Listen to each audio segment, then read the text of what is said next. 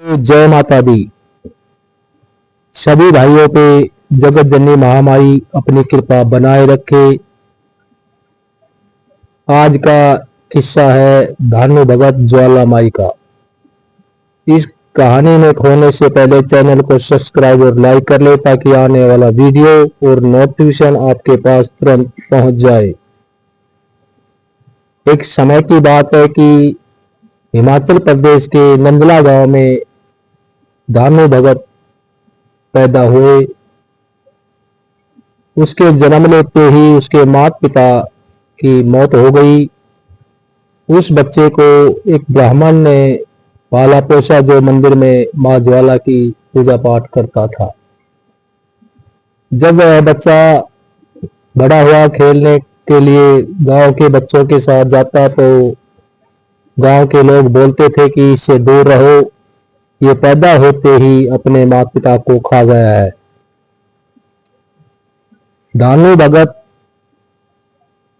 ब्राह्मण के पास आता है और बोलता है, रोने लगता है, बोलता है कि बाबा मुझे गांव के बच्चे और लोग कहते हैं कि अपने माता पिता को खा गया है।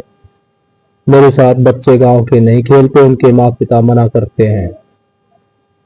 पंडित जी ने कहा कि बेटा ये लोग मूर्ख हैं, इनको ज्ञान नहीं है, किसी के दुख का पता नहीं है। तुम माँ की पूजा पाठ करो और मंदिर में माँ की सेवा करो। सुबह उठते हैं, नहा धुलाता है और कहता है बेटा चलो माँ की आरती करते हैं। आरती करते हैं। धानु भगत बोलता है बाबा ये आपकी माँ है। पंडित जी ने कहा कि बेटा ये सारे संसार की माँ है, जगत की माँ है, तेरी भी माँ है।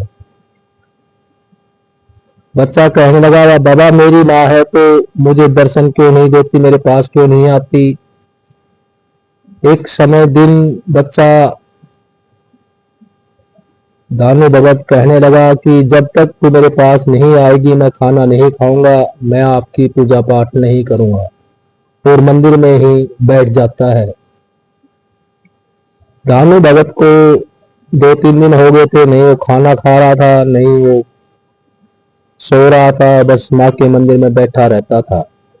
माँ वहां पे साक्षात प्रकट हुई और धानु भगत को गोदी में उठा लिया।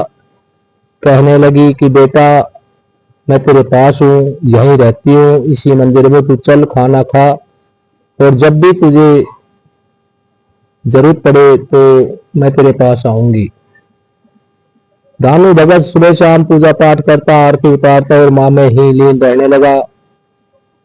माँ की कृपा हुई कि वो किसी भी बीमार के सिर पे हाथ धरता वो ठीक हो जाता, जिसको कुछ बोलता वही उसकी जबान पूरी होती। सह सह जो बड़ा होकर माँ की पूजा पाठ करने लगा। एक दिन सभी भगत गणों को साथ लेकर धानु भगत माँ ज्वाला जी के दर्शन के लिए चल पड़ा। उस समय राजा अकबर का शासन था। धानु भगत घोड़े पर सवार होके वहां से निकल रहा था तो राजा अकबर के मंत्रियों को धानु भगत को पकड़ लिया। मंत्री कहने लगे तुझे ये नहीं पता तू राजा के दरबार से घोड़े पे सवार होके जा रहा है, कहाँ जा रहा है। वो कहने लगा कि मैं अपनी माँ ज्वाला जी के दर्शन करने जा रहा हूँ। मंत्री कहने लगे कौन है ज्वाला माँ तेरी जो राजा अकबर से बड़ी है, चल तू महाराज के पेश हो, उसके बाद आगे जाना। भाइयों धानु भगत को राजा अकबर के सामने पेश करते हैं और कहते हैं कि महाराज ये बंदा घोड़े पे सवार होकर आपके दरबार से जा रहा था। राजा अकबर कहने लगा कहाँ जा रहा है। वो बोला मैं अपनी ज्वाला के माँ के पास जा रहा हूँ और अपनी माँ के दर्शन करूंगा। राजा अकबर कहने लगा कि हमसे बढ़ के कौन ज्वाला है, माँ है तेरी, इसके घोड़े को पकड़ो और उसकी गर्दन को काट दो। अगर इसकी ज्वाला माँ में शक्ति होगी तो इसको जिंदा कर लेगी।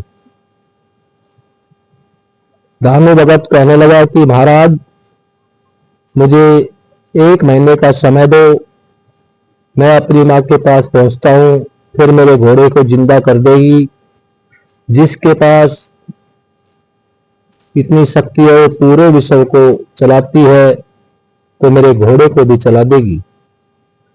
जो बिना तेल बाती के वहां अमर ज्योति जलती है, ऐसी है मेरी ज्वाला माई। राजा अकबर ने 2 मंत्री धानु भगत के साथ भेज दिए। कहने लगा कि जाकर देखो कि कहाँ पे ज्योति जल रही है, अगर जल रही हो तो उसके तवे ढक कर बंद कर देना। अगर अगर तवे माँ से भी बंद ना हो तो नदी माँ से नहर की खुदाई करके उस पर पानी छोड़ देना, ताकि वो बंद हो जाए। धानु भगत माँ ज्वाला के मंदिर पहुंचता है। सभी भगतगण पहुंच के शाम को वहां पे रुकते हैं। सुबह नहा धो के माँ ज्वाला की आरती करते हैं। आरती करने के बाद धानु भगत माँ से प्रार्थना करता है कि हे महामाई जगत जननी जग कल्याणी, तेरा बेटा तेरे पास आ गया है और मेरे घोड़े को राजा अकबर ने पकड़ लिया है, उसकी गर्दन काट दी है। अगर तू माँ कहीं भी है तो मेरे घोड़े को जिंदा कर और मुझे दर्शन दे। धानु भगत वहां प्रार्थना करता रहा, लेकिन मां प्रकट नहीं हुई। धानु भगत कहने लगा, अगर मेरे को दर्शन नहीं दिए और मेरे घोड़े को जिंदा नहीं किया तो मैं अपनी गर्दन काट के तेरे चरणों में अर्पित कर दूंगा। तो धानु भगत ने दर्शन ना देने के कारण धानु भगत ने अपनी गर्दन उतारी और मां के चरणों में अर्पित कर दी। जैसे ही उसने गर्दन चढ़ाई मां के चरणों में, मां वहां साक्षात प्रकट हुई और धानु भगत की गर्दन को जोड़ के कहने लगी कि बेटा बोलो और तुम्हें क्या चाहिए। धानु भगत बोलने लगा कि माँ मेरे घोड़े की गर्दन काट रखी है, राजा अकबर ने, उसको जिंदा करो। तो वहां पे घोड़ा जिंदा हो जाता है और मंत्री जाके कहते कि महाराज हमने तवे से ढकी थी ज्योति को, लेकिन वो तवे माँ के पार होगी। अगर नदियों का पानी भी छोड़ा तो ज्योति बुझी नहीं। राजा अकबर घबरा जाता है और बोलता है कि चलो हम भी उस माँ के दर्शन करते हैं।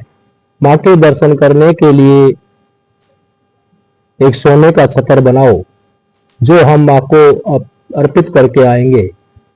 जैसे ही राजा अकबर चलता है और माँ को सोने का छतर चढ़ाता है, छतर चढ़ा हुआ मंदिर से नीचे पड़ जाता है। ना वो सोने का रहता है ना वो लोहे का, और पता नहीं कौन सी धातु बन के वहां पे गिरा देती है। आज भी वो छतर ज्वाला माई के मंदिर में प्रकट है। जाके किसी भाई को विश्वास न हो तो देख सकते हैं। आज भी साक्षात राजा अकबर का छतर वहां पे रखा हुआ है। वहां पे राजा अकबर का माँ ज्वाला ने मान घटाया और धानु भगत का मान बढ़ाया। जो आज ज्वाला माँ के मंदिर में उनकी मूर्ति रखी हुई है। जहां भी माँ ज्वाला का जागरण होता है, जो भक्ति करते हैं, पूजा पाठ करते हैं, धानु भगत की छवि उनको याद आती है। जो आज पूरे विश्व के अंदर धानु भगत की जय जयकार हो रही है। मेरे प्यारे भाइयों, भक्ति करो तो धानु भगत कैसी करो। जो माँ ने साक्षात दर्शन दिए और पूरे विश्व का कल्याण करती है। माँ ज्वाला माई ऐसी है जो पूरे विश्व का कल्याण करती है। माँ तेरी सदा ही जय हो। इस दास को चरणों में जगा दो, मेरे पर कृपा करो। मेरी जब तक सांसें चले मैं तुम्हारा ही गुणगान करता रहूं। ये थी धानु भगत की कहानी। सभी भाइयों से निवेदन है कि इस चैनल को सब्सक्राइब और लाइक करें, ताकि आने वाला वीडियो और नोट्स आपके पास तुरंत पहुंच जाए। और एक प्यारा सा कमेंट करके जरूर बताएं कि आपको वीडियो कैसी लगती है, ताकि हमारा मनोबल बढ़े और हम आपके सामने ऐसे ही माँ जगत जननी की वीडियो लाते रहे। बोल अम्बे भवानी की जय हो। बोल जगत जननी महामाई की जय हो। बोलो ज्वाला माई की जय हो, गोलम्बे भवानी की जय हो। तुम्हें बचाओ आनकर हे काली, इस काल से गोद में गोरी उठा करो प्यार अपने इस लाल से, चिंता पुण्य हटा चिंता बचा भाई इस पाप से, लक्ष्मी लाखों के भरे भंडारे अपने आप से। नैना देवी आओ नैन में आन विराजो तुम, वैष्णो माता बचा विश्व से निसंतान तुम, मंगला मंगलपुरी मंगल करो नर नार में, चंडिका चढ़ सिर पर सुख दो सकल परिवार में। हे भद्र काली भद्र पुरुषों में मेरा सम्मान हो, ज्वाला मन की जलन हर चरणों में तेरे ध्यान हो। हे चामुंडा चारों धाम चरणों में तेरे विश्राम हो, और माता मन बेचैन हो बस तुम में ही मेरी लेने आठो याम हो। परमेश्वरी मेरे द्वारा रात दिन से अपराध होते मेरा दास है, यूं समझ कर मेरे उन अपराधों को आप कृपा पूर्वक क्षमा करो। परमेश्वरी मैं आह्वान नहीं जानता, विसर्जन नहीं जानता, पूजा करने का ढंग भी नहीं जानता, क्षमा करो। देवी श्री श्री जो निरंतरहीन क्रियाहीन भक्तिहीन पूजन की आप कृपा से पूर्ण हो, सैकड़ों अपराध करके भी तुम्हारी शरण में जब दंड कह कर पुकारता है उसे वही गति प्राप्त हो, तुझवादी देवताओं के लिए सुलभ नहीं है।